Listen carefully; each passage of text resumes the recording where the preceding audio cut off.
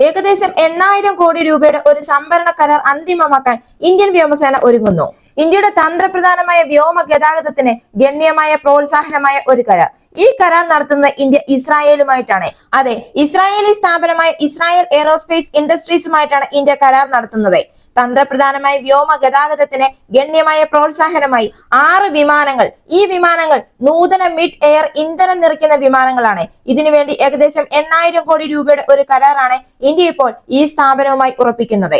Indian വ്യോമസേനയുടെ 15 വർഷത്തിലേറെയായി നടത്തിയ ശ്രമങ്ങളുടെ പരിസമാപ്തിയാണ് ഈ വികസനം. വളർന്നു വരുന്ന പ്രാദേശിക സുരക്ഷാ വെല്ലുവിളികൾക്കിടയിൽ വിപുലീകൃത ശ്രേണി പ്രവർത്തനങ്ങളിലെ നിർണായക വിടവുകൾ പരിഹരിക്കുന്നതിനും പ്രായമാകുന്ന ആകാശ ടാങ്കറുകളുടെ എണ്ണം വർദ്ധിപ്പിക്കുന്നതിനുമായി ഇന്ത്യൻ വ്യോമസേനയുടെ 15 വർഷത്തിലേറെയുള്ള പരിശ്രമമായിരുന്നു ഇത്.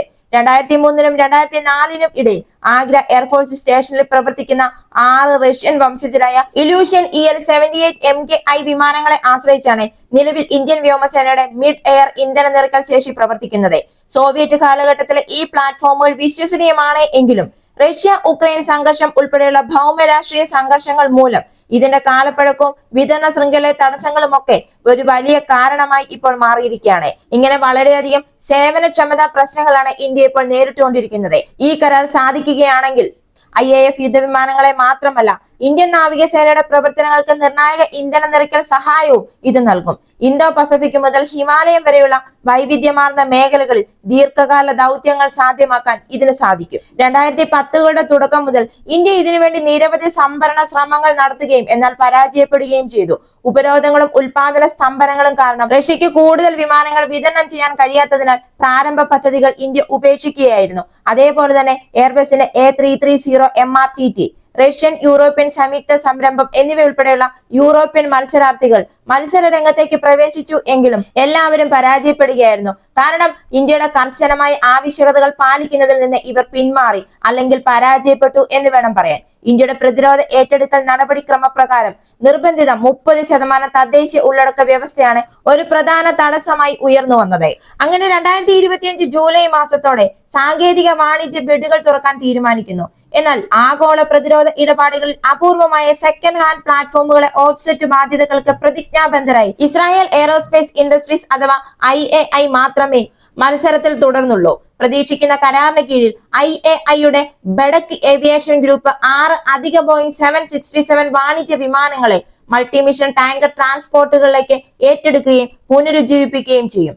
ഈ പരിവർത്തനം 767ന്റെ തെളിയിക്കപ്പെട്ട എയർഫ്രെയിമിനെ ഉപയോഗപ്പെടുത്തുന്നു. പാസഞ്ചർ ജെറ്റുകളെ ബൂം ആൻഡ് റോക്ക് ഇന്ധനം നിറയ്ക്കൽ, ചരക്ക് ഗതാഗതം, നിരീക്ഷണ റോളുകൾ എന്നിവയ്ക്ക് പോലും കഴിവുള്ള വൈവിധ്യമാർന്ന ആസ്തികളാക്കി മാറ്റുകയും ചെയ്യുന്നു.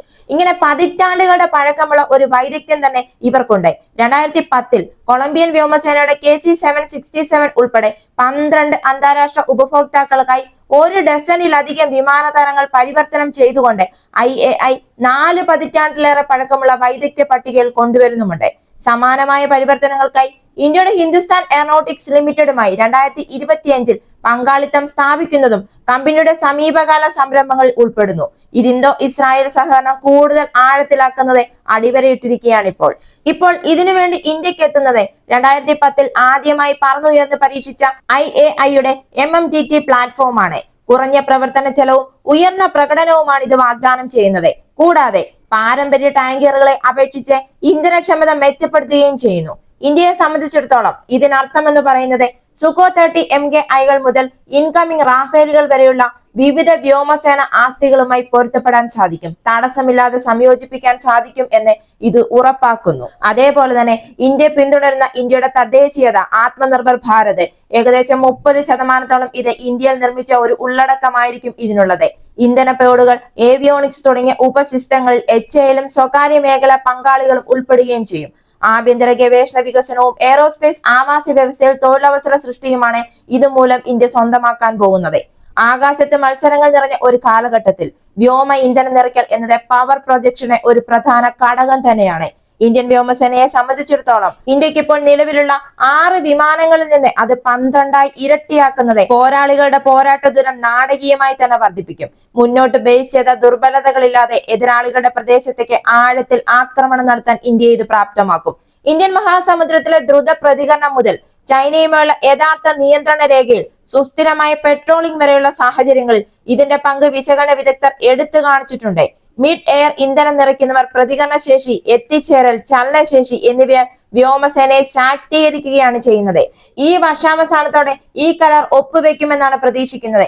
അതേപോലെ തന്നെ ഈ കരാർ അന്തിമമാകുകയാണെങ്കിൽ മറ്റൊരു സഹവികസനത്തിനും ഇത് വഴിയൊരുക്കും. അതായത് IAIയുടെ നിർദ്ദിഷ്ട 767 അധിഷ്ഠിത അഗ്നിശമന വകഭേദങ്ങൾ ഉൾപ്പെടെയുള്ള മറ്റൊരു കരാർ. ഇന്ത്യൻ വ്യോമസേനയുടെ 15 വർഷത്തിലേറെയായി നടത്തിയ ശ്രമങ്ങളുടെ പരിസമാപ്തിയാണ് ഈ വികസനം എന്ന് പറയുന്നത്.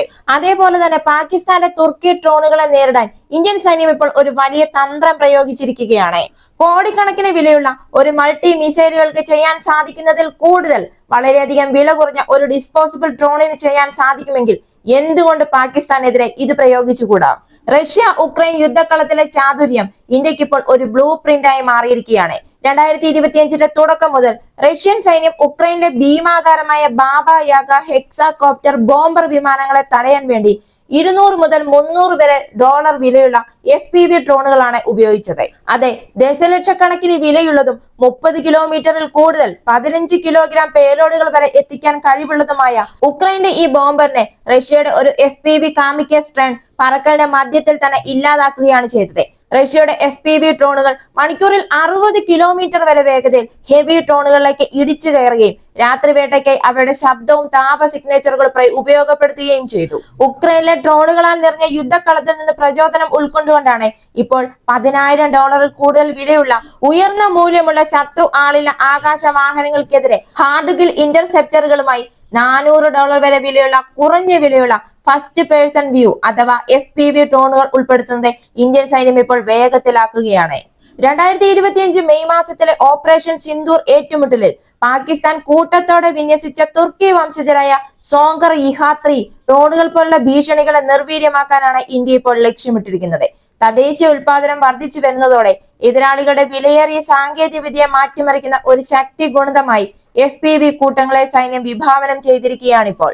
LACയിലും അതേപോലെ തന്നെ LOCയിലും മത്സരിക്കുന്ന വ്യോമാതിർത്തിയിൽ ആധിപത്യം സ്ഥാപിക്കുന്നതിന് FPV യൂണിറ്റുകൾ ഉൾപ്പെടെ ഒരു കോർപ്പിന് 8,000 മുതൽ 10,000 UAVകളാണ് ഇന്ത്യക്ക് ഇപ്പോൾ എത്താൻ പോകുന്നത്. നമുക്കറിയാം 2025 മെയ് മാസത്തിൽ പാകിസ്ഥാന്റെ ഡ്രോൺ ബ്ലീഡ്സ് 36 ഇന്ത്യൻ സൈറ്റുകളിലായി 300 മുതൽ 400 വരെ ടർക്കിഷ് ഡ്രോണുകളെയാണ് പാകിസ്ഥാൻ അഴിച്ചുവിട്ടത്. വളരെയധികം വില കുറഞ്ഞ ഈ UAVകൾ ഇന്ത്യയെ ലക്ഷ്യമാക്കുകയായിരുന്നു. എന്നാൽ ഇന്ത്യയുടെ ആകാശ റഡാറുകൾക്കും പുനർനിർമ്മിച്ച L-17 തോക്കുകൾക്കുമെതിരെ ഇവ പരാജയപ്പെടുകയായിരുന്നു.